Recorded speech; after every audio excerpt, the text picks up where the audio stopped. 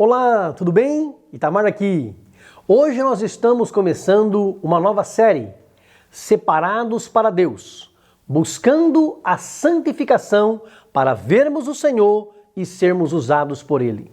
Esse é o tema da Escola Bíblica Dominical dos Jovens neste trimestre, mas evidentemente, e como sempre, é um assunto que serve para todos nós.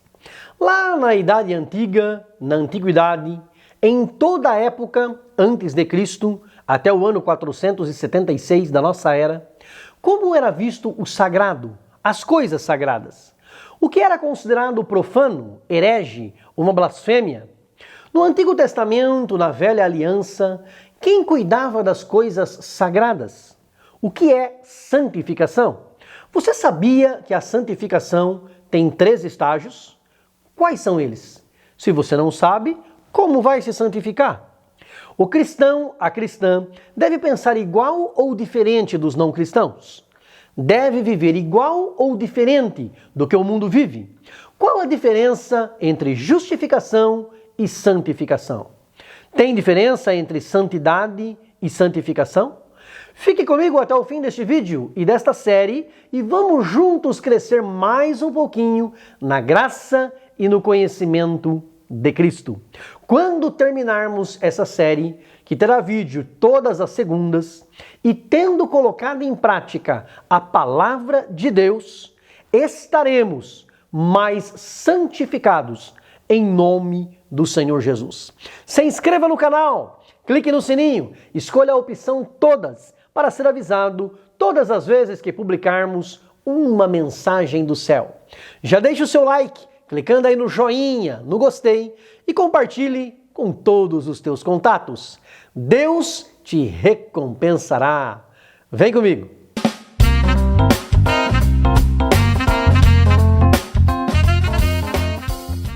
Vivemos em uma sociedade corrompida pelo pecado. Quanto a isso, não há dúvida alguma. Mas como podemos nos manter puros e santos em meio a essa sociedade? Uma vez que essa é a única maneira de um dia vermos a Deus. A palavra do Senhor Deus Jeová nos diz em Hebreus capítulo 12, versículo 14: Segui a paz com todos e a santificação, sem a qual ninguém verá o Senhor. Em Levítico 20, versículo 7, Deus diz: Santificai-vos e sede santos, pois eu sou o Senhor vosso Deus, o Deus do Antigo Testamento, que é o mesmo Deus do Novo. O apóstolo Pedro, em sua primeira carta, no capítulo 1, versículos 15 e 16, nos adverte: Como é santo aquele que vos chamou, sede vós também santos, em toda a vossa maneira de viver. Porquanto o escrito está: Sede santos, porque eu sou santo.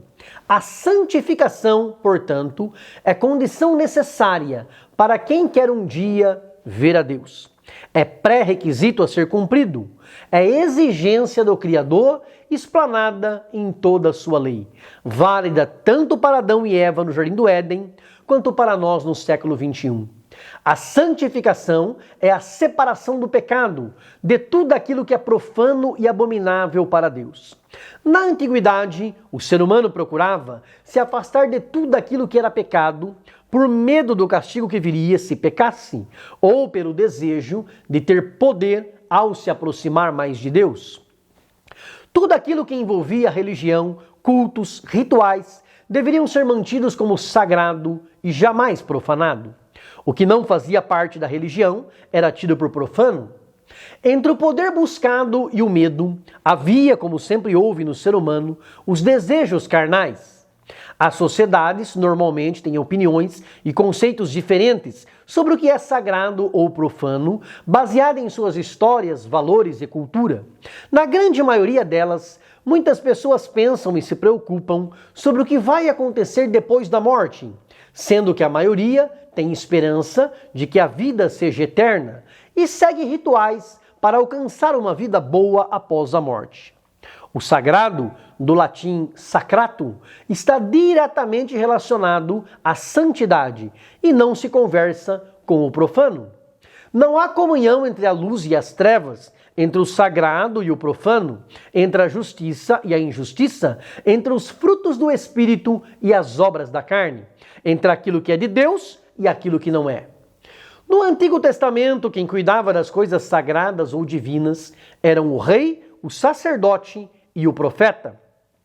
O rei comandava o povo, o sumo sacerdote cuidava do culto, da adoração e dos sacrifícios, e o profeta entregava a mensagem de Deus, exortando quando preciso o rei, os sacerdotes e o povo. O escritor aos Hebreus, no capítulo 5, versículos 1 a 4, fala sobre o sumo sacerdote dizendo: todo sumo sacerdote, tomado dentre os homens, é constituído a favor dos homens nas coisas concernentes a Deus, para que ofereça dons e sacrifícios pelos pecados, e possa compadecer-se ternamente dos ignorantes e errados, pois também ele mesmo está rodeado de fraqueza. E por esta causa deve ele, tanto pelo povo como também por si mesmo, fazer oferta pelos pecados. E ninguém toma para si essa honra, senão o que é chamado por Deus. O sumo sacerdote era escolhido por Deus para cuidar das coisas de Deus e oferecer sacrifícios pelas suas próprias culpas e pelas dos outros. Jesus Cristo, o nosso sumo sacerdote perfeito, que ofereceu-se a si mesmo em sacrifício perfeito e santo, elevou o conceito de santidade ao ensinar o seu evangelho, o evangelho do Filho de Deus, baseado no amor. A Deus sobre todas as coisas e ao próximo como a nós mesmos. Muito além dos rituais do passado, que envolviam o sábado, o templo, os sacrifícios e os sacerdotes que faziam a mediação entre Deus e os homens, o Novo Testamento de Jesus nos mostra um caminho ainda mais excelente. O Filho de Deus, a Filha de Deus, não pode e não deve comer como o mundo come, beber como o mundo bebe, se vestir como o mundo se veste, andar como o mundo anda, se comportar como o mundo se comporta. Deus exige que os seus filhos sejam diferentes. E não estou me referindo apenas a usos e costumes. Embora, sim, o cristão usa coisas diferentes e tem costumes diferentes. Mas é muito mais do que isso. Precisamos ser diferentes no falar, no pensar, no olhar, no agir. O apóstolo Paulo diz na primeira carta aos Coríntios, capítulo 6, versículo 20: fostes comprados por bom preço. Glorificai, pois, a Deus no vosso corpo e no vosso espírito, os quais pertencem a Deus. No capítulo 10, versículos 31 e 32, Paulo diz: portanto, quer comais, quer bebais ou façais outra qualquer coisa, fazei tudo para a glória de Deus. Portai-vos de modo que não deis escândalo, nem aos judeus, nem aos gregos, nem à igreja de Deus. Ele exortou-nos a viver em santidade. Na segunda carta, também para a igreja de Corinto, no capítulo 7, versículo 1, o apóstolo dos gentios reforça: ora, amados, pois que temos tais promessas, purifiquemo-nos de toda a imundícia da carne e do espírito, aperfeiçoando a santificação no temor de Deus. O apóstolo João escreve em sua primeira carta, no capítulo 2 e versículo 6, aquele que diz que está nele, também deve andar como ele andou. Não há outro caminho. Quem está em Jesus deve andar como Jesus andou. Em cada situação, precisamos pensar: como Jesus agiria nessa situação? O que Jesus faria? Os nossos pensamentos e as nossas ações precisam ser dirigidas pelo Espírito Santo de Deus. O Senhor diz em Levítico 10:10 que Ele faz diferença entre o santo e o profano, e entre o imundo e o limpo. As coisas santas não se misturam com as coisas profanas. Por isso, Nadab e Abiú, irmãos de Eleazar e Itamar, morreram perante o Senhor, porque trouxeram fogo estranho perante o Senhor Deus. Quando nos apresentamos diante de Deus, precisamos ter reverência com as coisas sagradas. Tudo aquilo que é dedicado ao Senhor, consagrado ao Deus Jeová, precisa ser reverenciado. Em Levítico, no capítulo 20, versículo 26, Deus diz: vocês serão para mim santos, porque eu, o Senhor, sou santo e separei-vos dos povos para que vocês sejam meus. Deus não somente deseja, mas exige que o seu povo seja diferente. A palavra de Deus diz na primeira carta aos Coríntios, no capítulo 6, versículos 9 a 11. Vocês não sabem que os injustos não hão de herdar o reino de Deus? Não erreis, nem os devassos, nem os idólatras, nem os adúlteros, nem os efeminados, nem os sodomitas, nem os ladrões, nem os avarentos, nem os bêbados, nem os maldizentes, nem os roubadores herdarão o reino de Deus. E é o que alguns têm sido.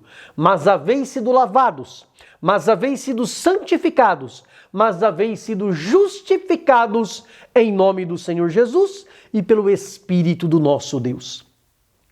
Muitos viviam no erro, mas hoje não vivem mais. Foram transformados por Deus, justificados por Jesus, lavados pelo seu sangue, santificados, limpos pela palavra de Deus e cheios pelo Espírito Santo. É verdade que a nossa batalha espiritual, a nossa luta, a nossa guerra é renhida, é travada, é difícil e é diária. Mas somos mais do que vencedores por Cristo Jesus, o nosso Senhor. A nossa carne luta contra o Espírito e o Espírito contra a carne. E estes opõem-se um ao outro para que não façamos o que queremos fazer.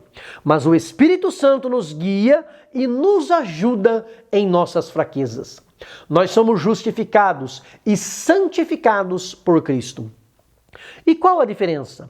Ao nos justificar, Cristo nos declara justos por meio do seu sacrifício na cruz.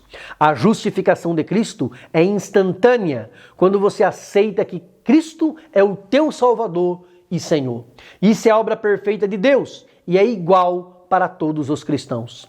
Já a santificação depende do relacionamento que cada indivíduo tem com seu Criador. Ela não é perfeita, é aperfeiçoada continuamente a cada dia. É obra de Deus, mas exige a nossa parte, com o nosso comportamento, o nosso caráter e as nossas atitudes. Existem diferentes níveis de santificação e subimos de nível quanto mais próximos e íntimos estamos de Deus. Provérbios no capítulo 4 e versículo 18 diz que a vereda dos justos é como a luz da aurora, que vai brilhando mais e mais até ser dia perfeito. O caminho dos justos é aperfeiçoado assim, vai brilhando mais e mais até ser dia perfeito. É Deus quem nos santifica.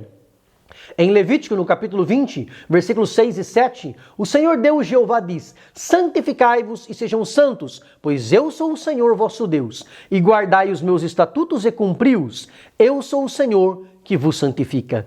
Glórias para sempre ao nosso Deus, ao Santo de Israel. A palavra hebraica para santo é kadosh e para santidade é kodesh. Isso significa a separação entre o santo e o comum, entre o consagrado e o profano. Deus é kadosh. Isaías no capítulo 6, versículos 1 a 3, teve a felicidade de ver a majestade de Deus e conta isso com as seguintes palavras: no ano em que morreu o rei Uzias, eu vi ao Senhor assentado sobre um alto e sublime trono, e o seu séquito enchia o templo. Os serafins estavam acima dele, cada um tinha 6 asas, com 2 cobriam o rosto, e com 2 cobriam os pés, e com 2 voavam, e clamavam uns para os outros, dizendo: Kadosh, Kadosh, Kadosh, Santo, Santo, Santo é o Senhor dos exércitos, toda a terra está cheia da sua glória. Deus é santo e é santificado naqueles que se chegam a Ele. Lugares são santificados, instrumentos são santificados, vestes são santificadas, coisas são santificadas, pessoas são santificadas. Deus ainda é o mesmo. Tudo aquilo que afronta a santidade de Deus, tudo aquilo que é pecado, Deus tem por profano e nós precisamos ter também. Isso inclui todos os pecados, incluindo os sexuais. Como fazer isso? Como viver uma vida de santidade?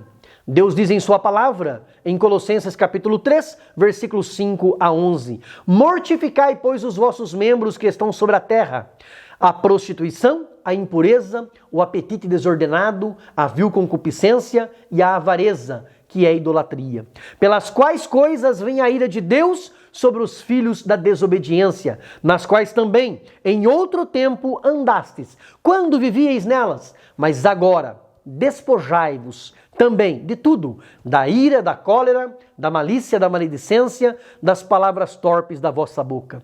Não mintais uns aos outros, pois que já vos despistes do velho homem com os seus feitos e vos vestistes do novo, que se renova para o conhecimento, segundo a imagem daquele que o criou. Onde não há grego, nem judeu, circuncisão, nem incircuncisão, bárbaro, cita, servo ou livre, mas Cristo é tudo em todos. Você pode ter vivido uma vida de pecado no passado, mas Cristo te chamou das trevas para a sua maravilhosa luz. Ele te tirou do pecado para uma vida de santificação. Santidade é a perfeição moral. Ainda não estamos lá, mas é o nosso alvo. Santidade é a separação do mal e do pecado, mas é também dedicação completa ao serviço do reino de Deus. Jesus, quando esteve na terra e orou por mim e por você, ele orou pela nossa santificação. Em João 17:17, o Senhor Jesus pede ao nosso Pai Celestial: santifica-os na verdade, a tua palavra é a verdade. O nosso Deus, o meu Deus, o teu Deus é um Deus santo. Na mesma oração, Jesus diz no versículo 11, Pai Santo, guarda em teu nome aqueles que me deste, para que sejam um, assim como nós. Deus é um Pai santo e é Pai de santos, muitos santos, de todos os povos, tribos, línguas e nações. Josué diz no capítulo 24 e versículo 19, o Senhor é Deus santo, é Deus zeloso. Aleluia. E falando em aleluia, esses dias recebi um meme engraçado, dizendo assim, você pegar o microfone, mudar a voz e ficar dizendo aleluia, não te torna mais santo do que ninguém? O que é a mais pura verdade? O apóstolo do amor, João, exilado na ilha de Patmos, teve também uma visão magnífica da majestade e da santidade de Deus. Ele registra em Apocalipse, no capítulo 4, versículos 8 a 11, que viu 4 animais, 4 seres viventes, serafins, que tinham cada um, respectivamente, 6 asas, e ao redor e por dentro estavam cheios de olhos. E não descansam nem de dia nem de noite, dizendo, Santo, Santo, Santo é o Senhor Deus, o Todo-Poderoso, que era e que é e que há de vir. E quando os animais davam glória e honra e ações de graças ao que estava sentado sobre o trono, ao que vive para todo sempre, os 24 anciãos prostravam-se diante do que estava sentado sobre o trono, adoravam ao que vive para todo sempre e lançavam as suas coroas diante do trono, dizendo, digno és, Senhor, de receber glória e honra e poder, porque tu criaste todas as coisas e por tua vontade são e foram criadas. Deus diz, eu sou santo. Nós dizemos que Ele é santo. Os seres celestiais afirmam que Ele é santo. Ele é o Deus santo que santifica o seu povo. Quais são, então, os 3 estágios do processo de santificação? Primeiro, o estágio inicial ou posicional.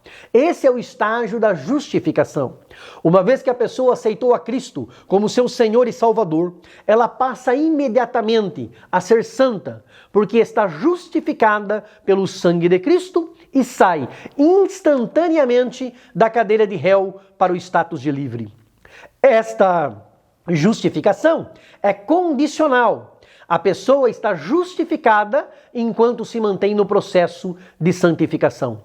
Não significa que é perfeita, nem que é completamente santa, mas é santa e está justificada por Cristo.